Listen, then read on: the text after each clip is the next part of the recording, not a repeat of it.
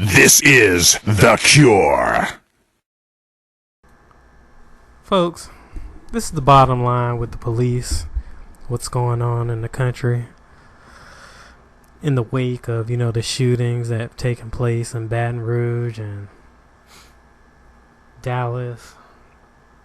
Folks, bottom line, Democrat Party hates anything they can't control. And they basically want to disarm the police. If you look at the last few years, they've been going around the country, going to different departments police departments or cities where these incidents have been happening, and establishing rules and guidelines for enforcing the law. God knows what, I haven't seen any of the paperwork, but God knows what the suggestions are. And you just really can't do that from Washington. Someone in a dark room from Washington can't expect to legislate and pass rules that are going to apply to each and every community. Not even a standard. The environments are different. The cultures are different. There's just certain things that won't translate across state lines. And so basically, folks, from a constitutional perspective, when you look at how the founders constructed our country, the idea was that the states and the citizens, the individual citizens, would be supreme. And of course, when you read our Second Amendment, it speaks of how the right to bear arms can't be infringed. And it speaks also of the regulated militia. And the militias are organizations that are created by the states, specifically the sheriffs. The sheriffs in your city, I know some states, like the state where I'm from in Virginia, some of the cities have sheriff departments. And then in Northern Virginia, you have county sheriff's departments. So it varies throughout that state. Here in New Jersey, where I am, all of the sheriff's departments are county-wide, and they cover the cities within those counties. And so the sheriff is the highest. In your county, the sheriff is the highest ranking law enforcement official in your county. And so, and that's so because you elect that sheriff. You don't elect the police commandant. You don't elect the police chief.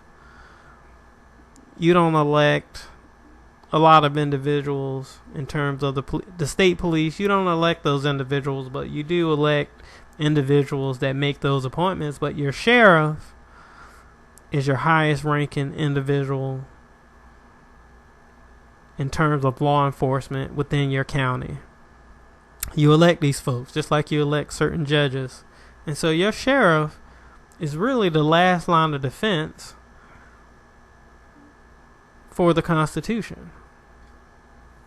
Sheriff and the military, of course. Look, I'm giving the oath keepers, I know the oath keepers are going to keep their oaths and they're going to have our backs. And now I want to bring up this subject about the police because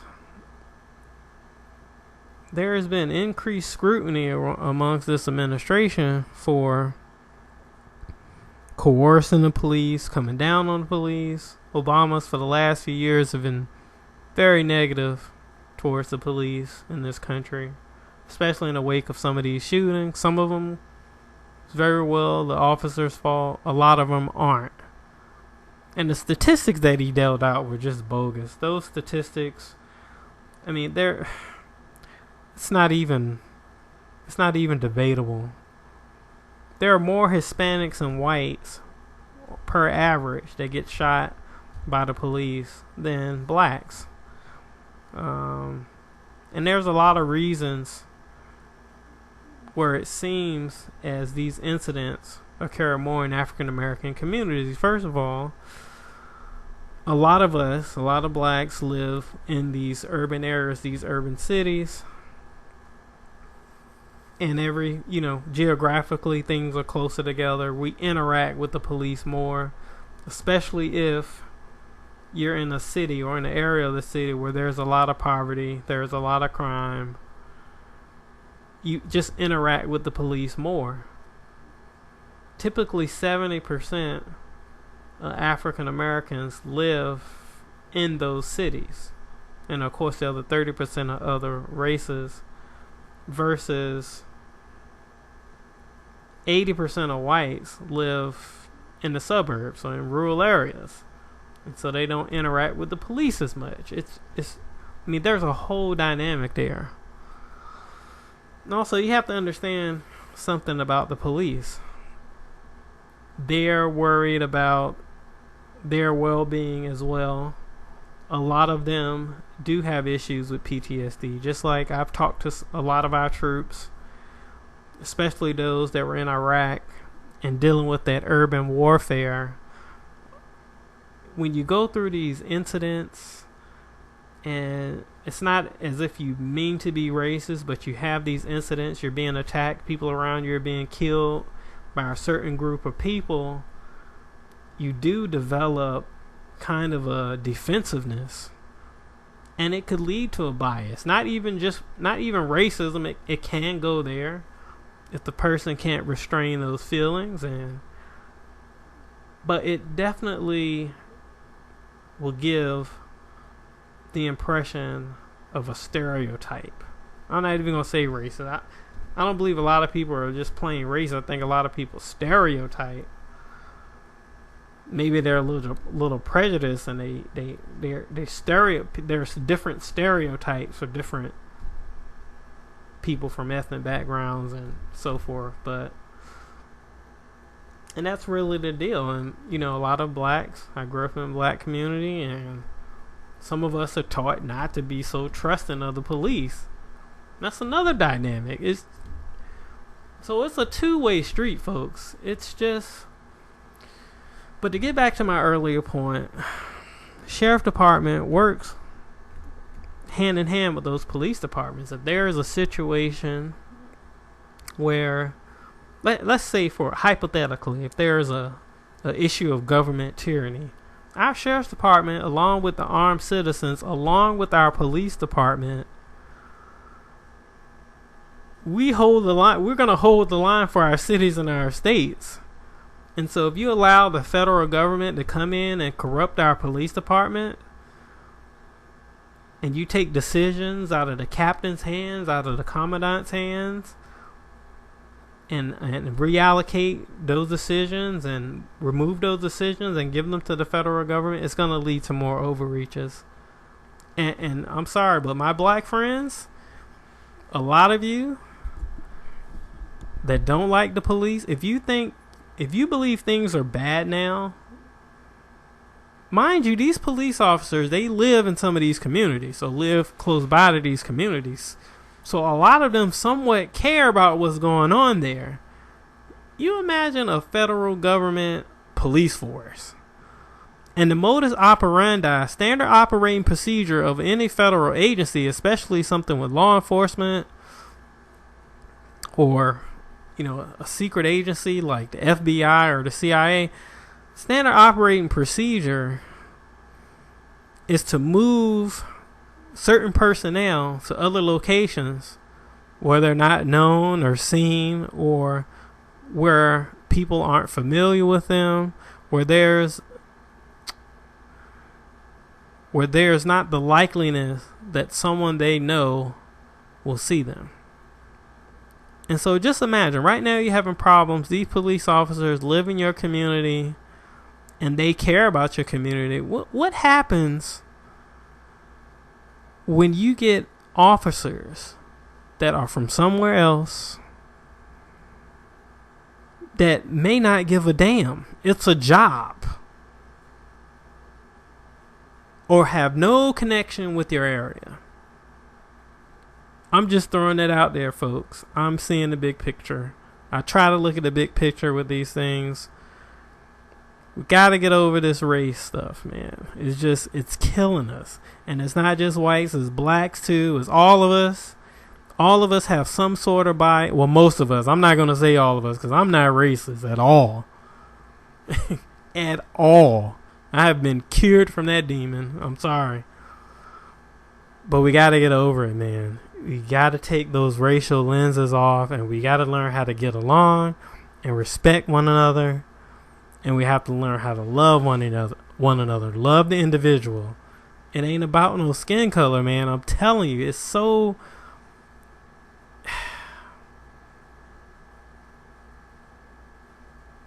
I mean, it's so ridiculous that here in 2016, we're still having these racial fights. I mean, it's like, man, it's ridiculous. And this is everybody. White, black, Latino. A lot of us still have some type of bias, man. We need to get over that, especially Americans. We need to come to a point where we're Americans and that we support. When I saw in Orlando, when the gays got killed, those 50 people, 49 people got killed in that club, I didn't care whether they were gay, straight, whatever. 50 Americans died. When Alton Sterling died the other day, an American got killed. The hell with his race. And I personally don't think the police did the best job of apprehending him. There was ample opportunity for them to arrest him peacefully without them having to shoot him. And they just jumped the gun. And a lot of this, you know what? A lot of these police officers, they get these guns. They can't fight worth a damn. They don't have any event. Some of them, not all of them. Some of them don't have any idea. They go through basic hand-to-hand training in the academy. That's it. You got to have some type of training. You got to have some type of refresher. They do refresher courses, I know. But a lot of them can't handle themselves without the gun. And then they revert to the gun every time. Like, come on. If you can't handle yourself without a gun, you don't need to be on the damn police force. That's just my opinion. Some of you guys out there, my black friends, y'all need to learn how to respect the damn police. Sorry. You have to learn. My father taught me, look, you serve them to damn death.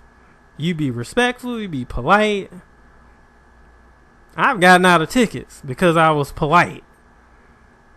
And I met some great cops, especially here in New Jersey. Very professional cops, even in Newark, where I used to live. So, folks, we gotta respect one another. If you show the police that you're under danger to them, they'll calm down and you're courteous and nice to them. They'll give you a break.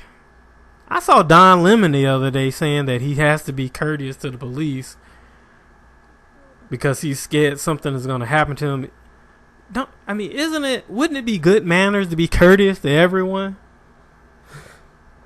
Do you not be courteous to the police because they're police?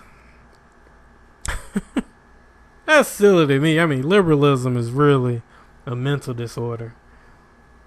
So, that's all I have to say, folks. The Democrats are after your police. They want to control your police. They're fascinated with Europe. You go to Paris, you go to London, street cops are unarmed, man. Unarmed. That could very well be the agenda here. They could, if they can't federalize the police, they will disarm our police, our street police. And then where are we? What will the crime look like then if our police and our citizens are disarmed? Folks, I know these folks. I know these guys, man. I've been studying liberals too long. They want Europe. Disarmed police. Ireland, Paris, London, and other places in Europe. Street cops are disarmed. They have special units with guns. But your average street cop just have a taser and a stick. And if you look at the statistics in Paris, officers get killed all the time. Don't let them take our police. We have to keep our police. We have to have a relationship, communities. Get your relationships together with these police. Start your community watch programs and have a relationship. Strike up a relationship. You strike up a dialogue with them, they'll be extra careful when they're apprehending someone. they'll be conscious. Look, we have roots here. We did this in Newark, in my neighborhood. We had a relatively safe neighborhood because we had a police presence there. We had a dialogue and we had a relationship, my particular neighborhood, with the police. They always had our backs. We had a community watch program. Neighbors communicated. Like, you have to be engaged. You can't wait until an incident happens and then go and point the finger at the police. They're there to stop crime. They're not there to be your social workers. They're not there to hold hands. Mothers, I know I feel for you. But if it comes to them, your kids interacting with the police because of something they did, it's too late. It's too late, man. You can't blame the police because your kid did something stupid. Obviously, I'm not talking about situations where police abuse power and so forth, but folks, we got to do this thing better, man. We got to hold on to our police. We cannot let the federal government come in and disarm or take control of our police, or we're toast.